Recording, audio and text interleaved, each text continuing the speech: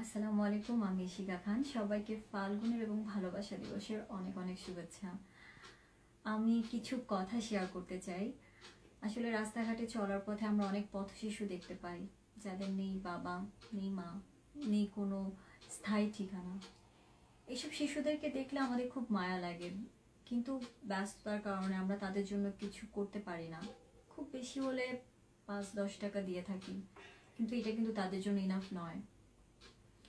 Save the smile একটি পরিবার যারা মাঠে নেমেছে এইসব শিশুদের মুখে হাসি ফোটানোর জন্য।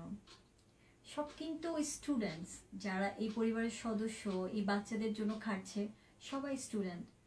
খুবই ভালো লাগছে যে কিছুদিন আগে তারা 6,000 বস্ত্র বিতরণ করেছেন, কোনো স্পন্সর, কোনো ডোনেশন ছাড়াই।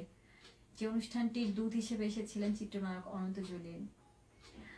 আর আসলে আমি তেমন কেউই নয়, আমার তেমন অনেক সামর্থ্য নেই, কিন্তু আমার যতটুকু সামর্থ্য আছে তা দিয়ে আমি এই পথ শিশুদের পাশে এসে দাঁড়ানোর চেষ্টা করেছি।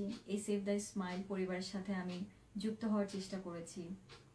আমরা অনেক শপিং করি, অনেক ঘোরাফেরা করি, অনেক টাকা খরচ করি খাওয়া দাওয়ার পিছনে। সেখান থেকে যদি অল্প কিছু অল্প কিছু আমরা এই শিশুদেরকে দিতে পারি, তাহলে কিন্তু এইসব শিশুদের জন্য অনেক হেল্প হবে।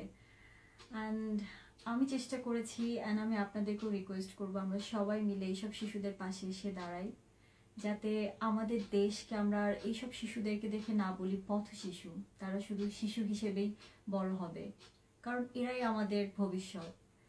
আর এই সেভ দ্য স্মাইলের মুখপাত্র ইয়াসিন ভাইকে অসংখ্য ধন্যবাদ আমাকে এই পরিবারটির সদস্য হিসেবে নেওয়ার জন্য এবং প্রমোট করার জন্য। Thank you so much.